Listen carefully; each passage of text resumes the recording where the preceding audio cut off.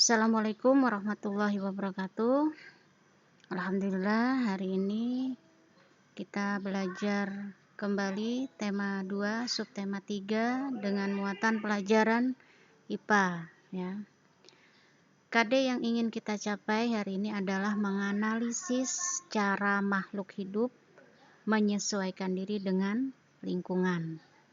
Nah, di sini yang kita akan bahas adalah tentang manfaat tumbuhan ya.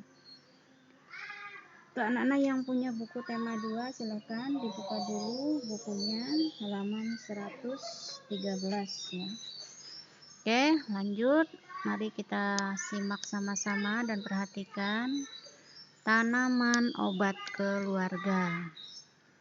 Toga merupakan singkatan dari tanaman obat keluarga atau disebut juga apotik hidup.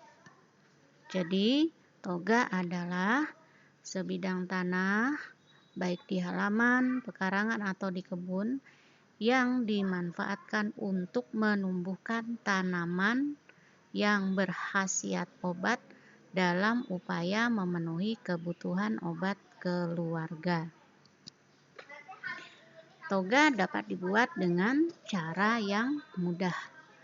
Toga juga akan lebih bagus untuk mengobati berbagai penyakit karena dibuat dengan cara-cara alami sehingga lebih aman dalam menyembuhkan dibanding dengan pengobatan dengan cara-cara ilmiah. Nah, sekarang manfaat toga atau tanaman obat keluarga. Yang pertama, aman bagi kesehatan karena yang digunakan adalah tanaman alami. Yang kedua, lebih hemat biaya karena tanaman dapat dipakai untuk membuat obat dan berbagai produk sehari-hari dengan cara yang mudah. Yang ketiga, dapat dibuat menjadi obat herbal yang lebih bermanfaat dan lebih banyak khasiatnya.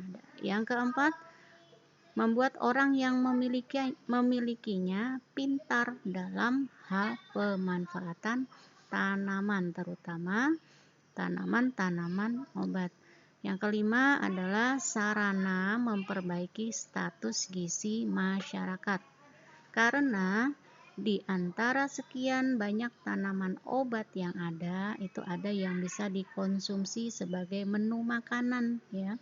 Baik yang dimakan langsung atau dimasak terlebih dahulu.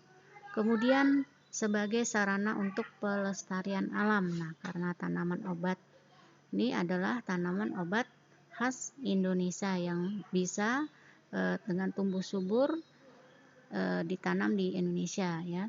Kemudian nomor 7, sarana keindahan karena banyak tanaman obat yang memiliki bunga yang indah sehingga enak dipandang mata ya. Kemudian lanjut, contoh tanaman toga. Contohnya adalah lidah buaya, bermanfaat untuk menyubur rambut dan dapat juga dijadikan untuk obat meredakan batuk. Kemudian mengkudu atau pace bermanfaat untuk meredakan osteoporosis atau pengeroposan tulang. Yang ketiga adalah jambu biji. Nah, buahnya itu bisa untuk mencegah demam berdarah dan daunnya untuk obat diare. Yang keempat, daun sirih ya, bermanfaat untuk antiseptik, mencegah mimisan, untuk rematik, obat diabetes ya. Obat diabetes, kemudian menjaga kesehatan jantung, mengobati diare, dan masih banyak lagi manfaat sirih yang lainnya. Yang kelima, tanaman jenis rimpang-rimpangan seperti jahe, kunyit, temulawak, kencur, lengkuas, dan lain-lain bermanfaat untuk mengobati berbagai penyakit ya, dan membantu menjaga stamina tubuh. Nah, ini adalah contoh tanaman rimpang-rimpangan yang bisa kalian temui ya di dapur. Biasanya ini juga digunakan sebagai bumbu masakan selain sebagai penyedap, kemudian masakan, bisa untuk mengharumkan masakan, dan juga khasiat yang terpenting adalah bagus untuk kesehatan tubuh. Nah, ini adalah salah satu tanaman herbal atau tanaman apotek hidup lainnya, jenis tanaman apotek hidup lainnya yang juga bermanfaat ya. Ini namanya tanaman obat Adam Hawa atau dijuluki pula dengan nama nanas kerang.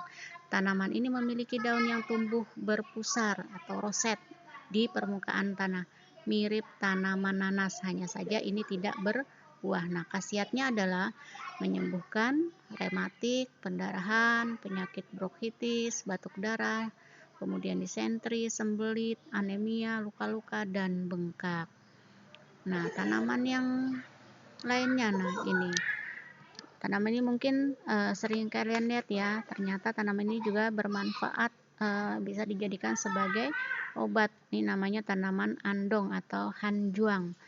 Tidak hanya digunakan sebagai tanaman hias di pekarangan, tetapi juga dapat digunakan sebagai obat. Nah, ciri khas dari tanaman ini adalah daunnya berwarna kemerahan, terutama saat ditanam di area yang terkena sinar matahari langsung. Nah, apa khasiat tanaman ini? Khasiatnya adalah untuk mengobati disentri, kemudian radang gusi, wasir, batuk berdarah, memperlancar haid, dan lain-lain. Masih banyak khasiat yang lainnya ya. Kemudian lagi tanaman yang berikutnya. Nah, apa ini? Mungkin sering kita jumpai juga ya di sekitar kita. Ini adalah namanya belimbing wuluh atau belimbing sayur ya. Adalah tanaman yang banyak ditanam di pekarangan rumah sebagai tanaman dapur. Buahnya lebat, berbentuk lonjong, rasanya asam, namun memberi efek segar bagi tubuh. Selain sebagai pemberi rasa asam alami pada masakan, belimbing wuluh juga memiliki efek pengobatan. Kandungan yang ada di dalam belimbing wuluh ini adalah ada kandungan tanin atau kemudian glusodi, asam format, saponin, sulfur, kalsium oksalat, dan peroksid ya.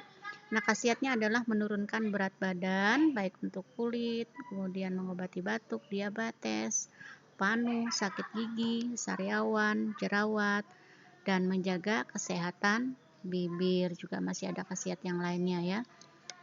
Kemudian antanan besar. Nah, pernah lihat tanaman ini? Ternyata tanaman ini adalah salah satu tanaman herbal juga ya.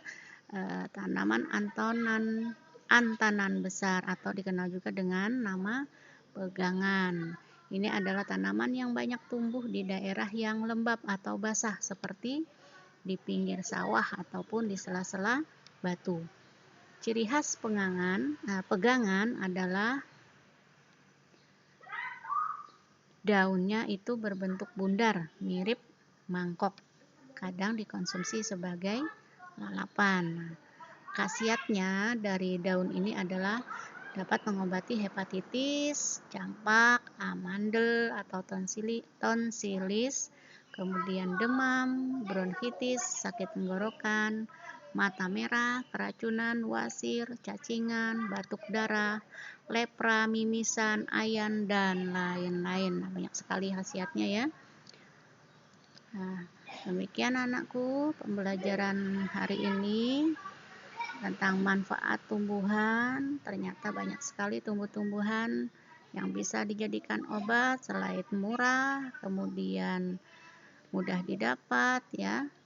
Murah karena mudah didapat, kemudian aman, kemudian mudah dibuat ya, dan menyehatkan.